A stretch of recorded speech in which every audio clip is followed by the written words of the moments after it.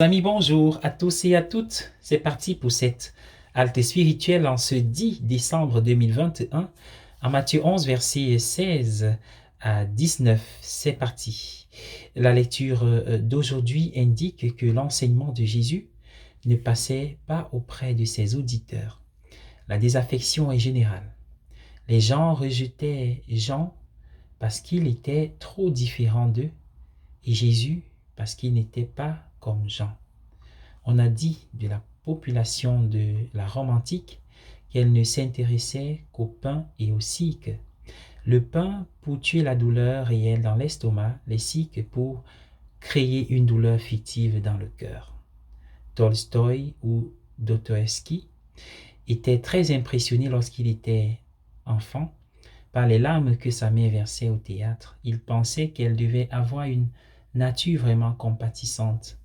Mais plus tard dans sa vie, il s'est souvenu du cocher qui devait attendre à l'extérieur du théâtre par des températures négatives et n'avait aucune compassion pour l'homme réel, seulement pour le fictif.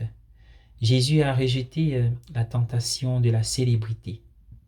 Il a rejeté le théâtre et c'est pourquoi il n'a pas eu de succès. À notre époque, les célébrités sacrifient leur vie à la célébrité.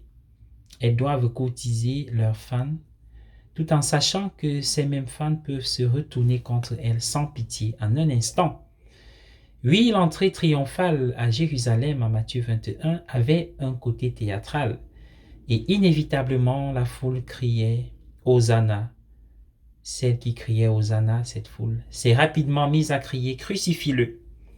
Jésus ne se fait pas d'illusions. C'est ce qu'il est. Celui qui n'a pas d'illusion. Nous connaissons tous des gens qui restent assis en boudant, en disant sans mots « faites-moi plaisir ». Dans une telle situation, c'est une erreur d'essayer. Ces personnes essaieront certainement de vous manipuler et pendant ce temps, elles n'apprendront rien sur elles-mêmes. Oui, j'ai un jour participé à un groupe qui se réunissait une fois par semaine pour discuter et se soutenir mutuellement. Un jour, le plus bavard, qui cherchait à attirer l'attention, s'est soudainement tu. Pendant le reste de la séance, il n'a pas ouvert la bouche.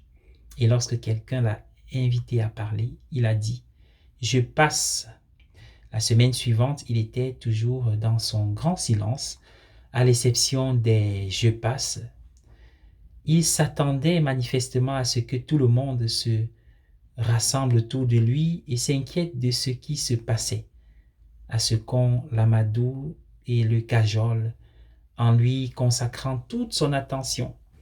Mais les gens le connaissaient trop bien.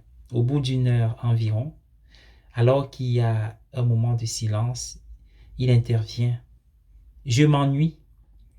Rapide comme l'éclair, quelqu'un a répondu.